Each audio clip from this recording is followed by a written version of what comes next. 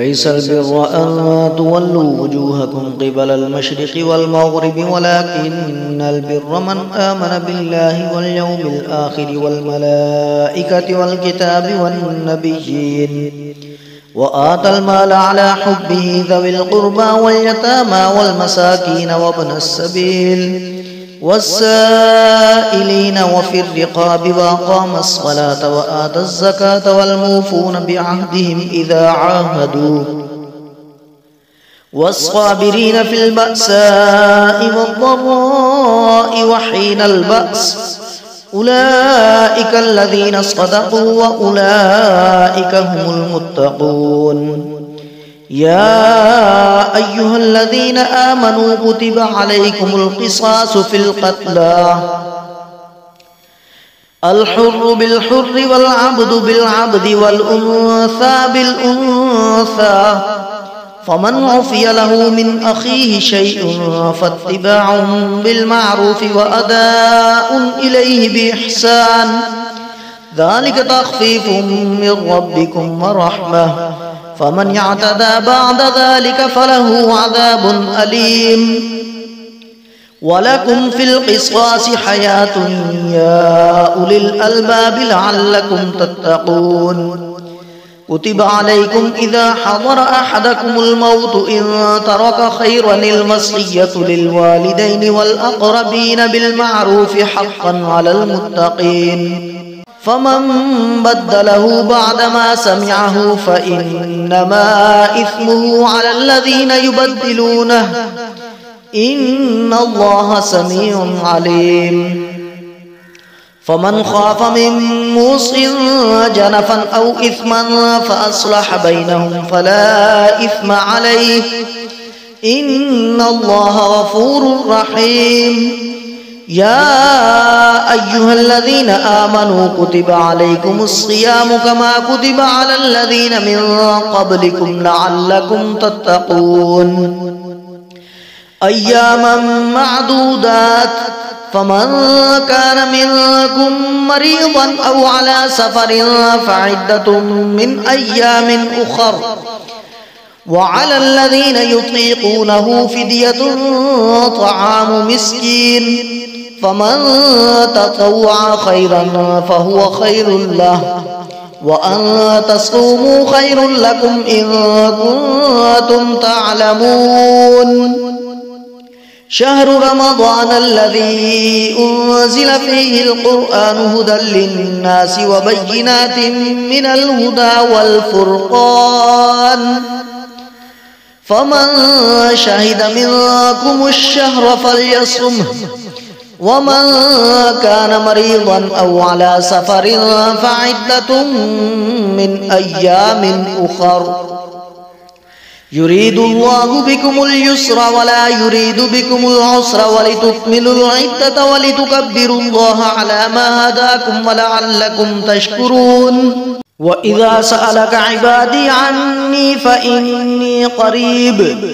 أجيب دعوة الداعي إذا دعاني فليستجيبوا لي وليؤمنوا بي لعلهم يرشدون.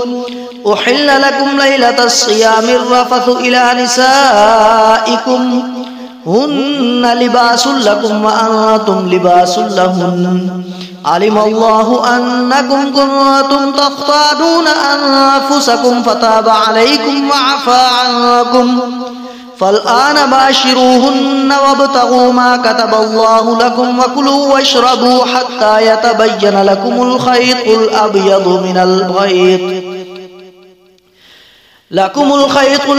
من الخيط الأسود من الفجر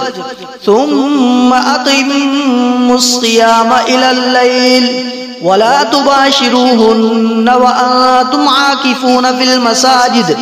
تلك حدود الله فلا تقربوها كذلك يبين الله آياته للناس لعلهم يتقون. ولا تأكلوا أموالكم بينكم بالباطل وتدلوا بها إلى الحكام لتأكلوا فريقا من أموال الناس بالإثم وأنتم تعلمون. يسألونك عن الأهلة قل هي مواقيت للناس والحج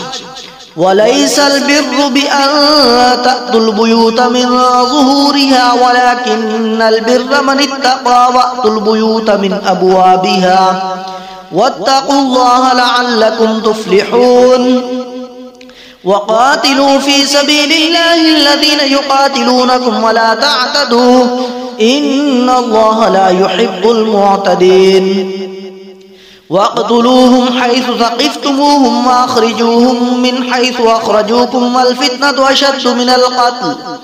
ولا تقاتلوهم عند المسجد الحرام حتى يقاتلوكم فيه فإن قاتلوكم فاقتلوهم كذلك جزاء الكافرين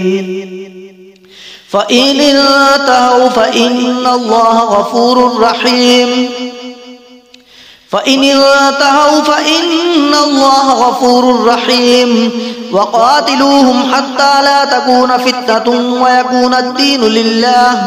فإن انتهوا فلا عدوان إلا على الظالمين الشهر الحرام بالشهر الحرام والحرمات قصاص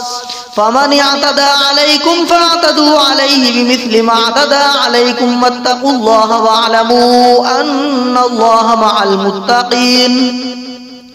وأنفقوا في سبيل الله ولا تلقوا بأيديكم إلى التهلكة وأحسنوا إن الله يحب المحسنين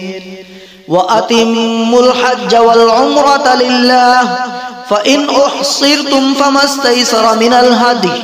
ولا تحلقوا رؤوسكم حتى يبلغ الهدي محله فمن كان منكم مريضا أو به أذى من رأسه ففدية من صيام أو صدقة أو نسك فإذا أمنتم فمن تمتع بالعمرة إلى الحج فما استيسر من الهدي فمن لم يجد فصيام 3 أيام في الحج و7 إذا رجعتم تلك 10 كاملة ذلك لمن لم يكن أهله حاضر المسجد الحرام واتقوا الله واعلموا أن الله شديد العقاب الحج أشهر معلومات فمن فرض فيهن الحج فلا رفث ولا فسوق ولا جدال في الحج وما تفعلوا من خير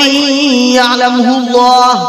وتزودوا فإن خير الزاد التقوى واتقون يا أولي الألباب ليس عليكم جناح أن تبتغوا فضلا من ربكم فإذا أفضتم من عرفات فاذكروا الله عند المشعر الحرام واذكروه كما هداكم وإن كنتم من قبله لمن الضالين ثم أفيضوا من حيث أفاض الناس واستغفروا الله إن الله غفور رحيم فإذا قضيتم مناسككم فاذكروا الله كذكركم آباءكم أو أشد ذكرا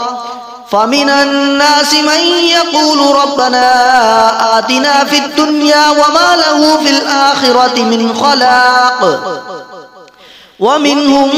من يقول ربنا آتنا في الدنيا حسنة وفي الآخرة حسنة وقنا عذاب النار أولئك لهم نصيب مما كسبوا والله سريع الحساب واذكروا الله في أيام معدودات فمن تعجل في يومين فلا إثم عليه ومن تأخر فلا إثم عليه لمن اتقى